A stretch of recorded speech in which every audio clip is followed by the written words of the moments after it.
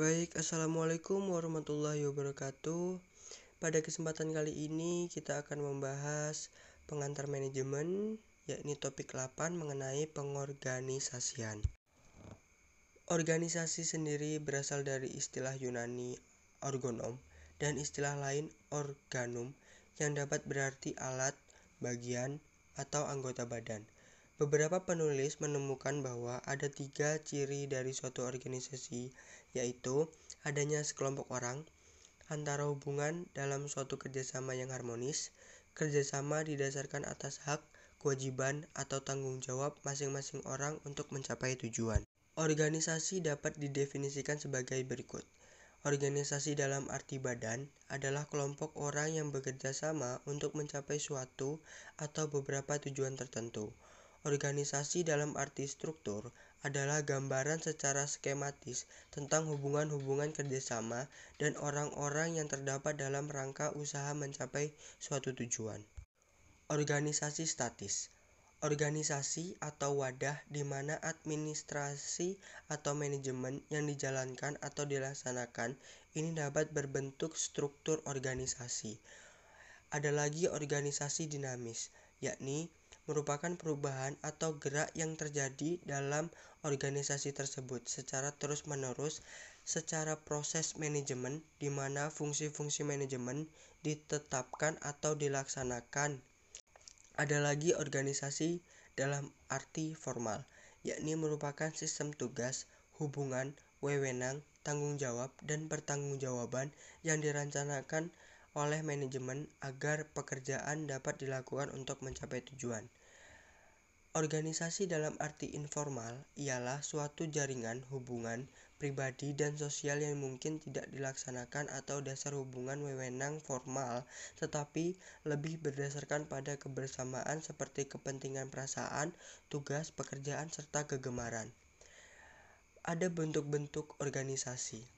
Yang pertama itu bentuk organisasi garis, bentuk organisasi fungsional, bentuk organisasi garis dan staf, serta bentuk garis fungsional dan staf. Bentuk-bentuk organisasi garis, ciri-cirinya ialah organisasinya masih kecil, jumlah karyawannya sedikit, serta spesialis kerja belum begitu tinggi. Tapi ada juga kebaikannya, yakni kesatuan komando terjamin dengan baik karena pemimpin berada di atas satu tangan. Proses pengambilan keputusan berjalan dengan cepat karena jumlah orang yang diajak berkonsultasi masih sedikit atau tidak sama sekali, serta rasa solidaritas di antara karyawan umumnya tinggi karena masih saling mengenal. Keburukannya ialah seluruh organisasi terlalu bergantung kepada satu orang, sehingga kalau seseorang itu tidak mampu, maka seluruh organisasi akan terancam kehancurannya. Adanya kecenderungan pemimpin bertindak otokrasi, yakni seenaknya sendiri, serta kesempatan karyawan untuk berkembang itu terbatas. Bentuk-bentuk organisasi fungsional, kebaikannya ialah pembinaan tugas-tugas jelas, spesialisasi karyawan dapat dikembangkan dan digunakan semaksimal mungkin, digunakan tenaga ahli dalam berbagai bidang sesuai dengan fungsi-fungsinya. Namun juga ada keburukan di dalam bentuk organisasi fungsional, yakni karena adanya spesialisasi, sukar mengadakan tour of duty. Para karyawan telah mementingkan bidangnya sehingga sukar dilaksanakan koordinasi. Di dalam bentuk organisasi garis dan staf memiliki ciri-ciri sebagai berikut. Dianut oleh organisasi besar, daerah kerjanya luas, mempunyai bidang-bidang tugas yang beraneka ragam, jumlah karyawannya banyak, terdapat satu atau lebih tenaga staf. Staf ialah orang yang ahli dalam bidang tertentu yang tugasnya memberi nasihat dan saran dalam bidangnya kepada pejabat pemimpin dalam suatu organisasi. Kebaikannya dapat digunakan oleh setiap organisasi besar maupun kecil, apapun tujuannya, betapapun luasnya dan betapapun kompleks susunan organisasinya, pengambilan keputusan yang sehat lebih mudah dapat diambil karena adanya staf ahli, serta perwujudan the right man in the right place lebih mudah dilaksanakan. Keburukannya Karena karyawan tidak lagi saling mengenal, solidaritas sukar diharapkan. Karena rumit dan kompleksnya susunan organisasi, koordinasi juga kadang-kadang sukar diterapkan. Selanjutnya, bentuk organisasi staf dan fungsional. Bentuk organisasi staf dan fungsional merupakan kombinasi dari bentuk organisasi fungsional dan bentuk organisasi garis dan staf. Kebaikan dan keburukan dari bentuk organisasi ini adalah sama dengan kebaikan dan keburukan dari bentuk organisasi yang dikombinasikan. Prinsip-prinsip di dalam organisasi, yakni perumusan tujuan yang jelas.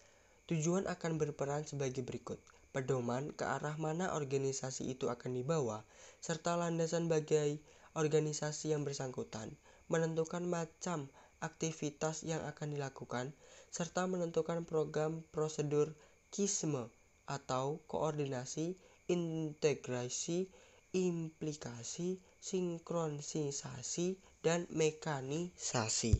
Di dalam sebuah pengorganisasian tentu ada pembagian kerja, yakni pembagian kerja atas dasar wilayah atau teritorial, pembagian kerja atas dasar jenis benda yang diproduksikan, pembagian atas dasar langganan yang dilayani, pembagian kerja atas dasar fungsi, dan pembagian kerja atas dasar waktu. Di dalam sebuah organisasi terdapat juga delegasi kekuasaan, yakni proses delegasi harus mencakup 3 unsur, yaitu delegasi tugas, delegasi kekuasaan, dan adanya pertanggungjawaban. Kekuasaan yang didelegasi harus diberi kepada orang yang tepat. Mendelegasi kepada seseorang harus dibarengi dengan pemberian motivasi. Serta pejabat yang mendelegasi kekuasaan harus membimbing dan mengawasi orang yang menerima delegasi wewenang dan harus bertanggung jawab. Manfaat dari delegasi ialah pemimpin dapat memusatkan perhatiannya pada pekerjaan, serta putusan dapat diambil dengan cepat pada unit yang tepat. Tanggung jawab bawahan dapat dimotivasi sehingga tidak perlu lagi menunggu perintah. Kemudian merupakan salah satu cara mendidik bawahan dalam mengemban tugas dan rasa tanggung jawab yang lebih besar. Faktor kekuasaan atau rentang kekuasaan ialah jelas tindakannya, wewenang, dan tanggung jawab masing-masing orang dalam suatu organisasi, jalinan hubungan kerja antar bawahan, kemampuan orang-orang dalam suatu organisasi, corak pengerjaan, serta jarak dan waktu, tempat pengerjaan, dan lama pelaksanaan tugas. Di dalam organisasi terdapat tingkat-tingkat pengawasan. Berbagai tingkat dalam organisasi, yakni 2-3 tingkat disebut organisasi pipi, 4 tingkat disebut struktur organisasi dasar, 5 tingkat disebut struktur organisasi curam. Di dalam sebuah organisasi terdapat kesatuan perintah dan tanggung jawab. Menurut prinsip ini, seseorang bawahan hanya mempunyai seorang atasan, dari siapa ia menerima perintah dan kepada siapa ia memberi pertanggungjawaban akan pelaksanaan tugasnya yang telah ditugaskan.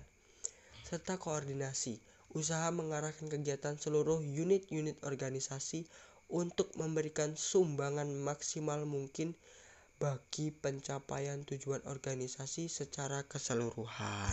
Nah, itulah penjelasan secara singkat mengenai pengorganisasian di dalam sebuah manajemen. Saya harap video ini dapat bermanfaat buat menambah sedikit pengetahuan mengenai manajemen.